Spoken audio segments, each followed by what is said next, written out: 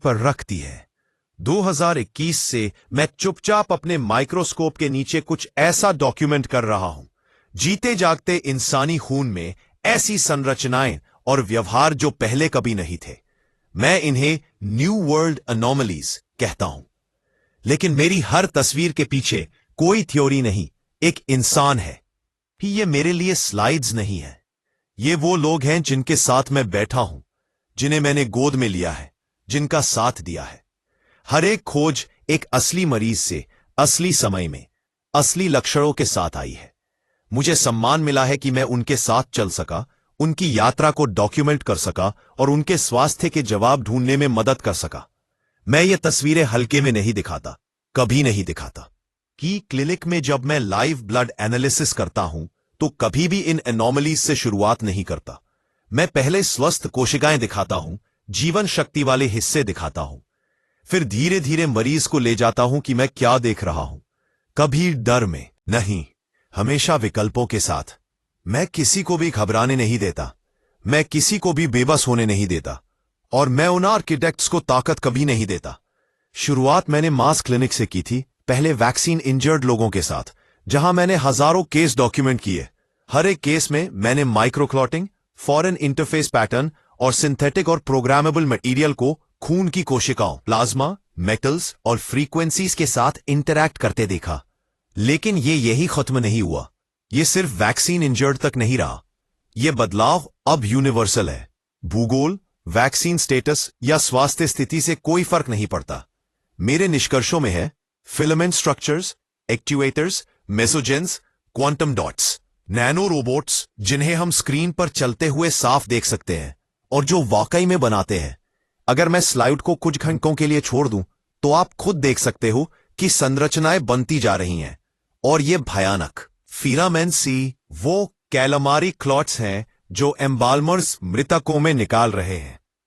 ये हमारे EB lines में भी दिखते हैं। ये अस्थाई या कृत्रिम नहीं है, ये खुद बनते हैं, सेल्फ असेंबल होते हैं। मेरा मानना है कि ये इंसानी शरीर के आंतरिक परिदृश्य का जानबूझकर किया गया बदलाव है, जैविक, तंत्रिका तंत्र और आध्यात्मिक स्तर पर।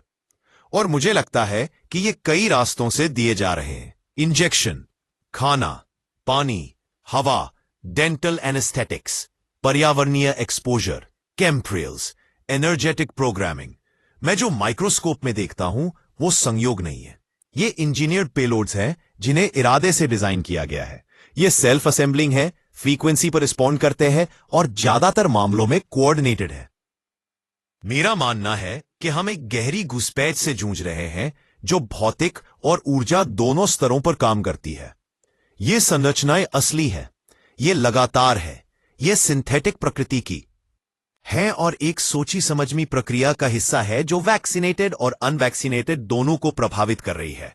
ये कंट्रोल के लिए नहीं है, ये इंटरफेस के लिए है। मानव जीव विज्ञान से हाइब्रिड कंट्रोलेबल बायोडिजिटल सिस्टम की ओर बदलाव है। फिलामेंट्स, डॉट्स, एक्चुएटर्स, मेसोजेंस ये रैंडम नहीं है, ये बॉडी के अंदर एक बायोसिंथेटिक वेब के कंपोनेंट्स और बिल्डिंग ब्लॉक्स हैं जो सिग्नल्स, फ्रीक्वेंसीज और शायद इंटरनेट ऑफ बॉडीज के साथ इंटरफेस कर सकते हैं।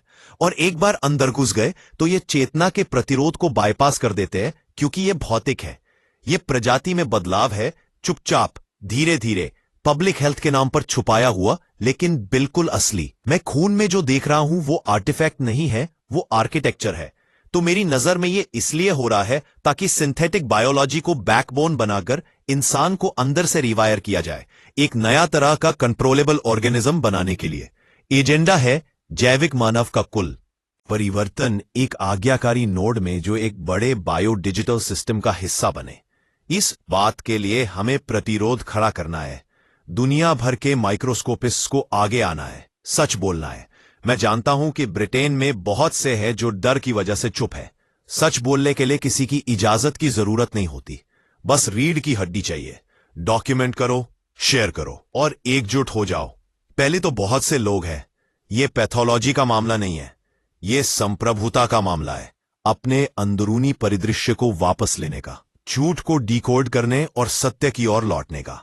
अब सबसे जरूरी हिस्सा है, मुझे अभी भी पूरा यकीन है कि समाधान हमारे पास है। हम इन संरचनाओं को तोड़ सकते हैं, शरीर को डिटॉक्स कर सकते हैं, कोशिकाओं को फिर से शिक्षित कर सकते हैं, फ्रीक्वेंसी फील्ड्स को साफ कर सकते हैं और मानव बायोफील्ड में सुसंगतता वापस ला सकते हैं।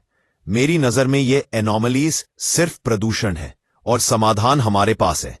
अब समय है आगे आने का, इलाज करने का, सूचना देने का और सच बोलने का, और जो हमारा हमेशा से था उसे वापस लेने का, पूरे स्वतंत्र और मानव बने रहने का अधिकार।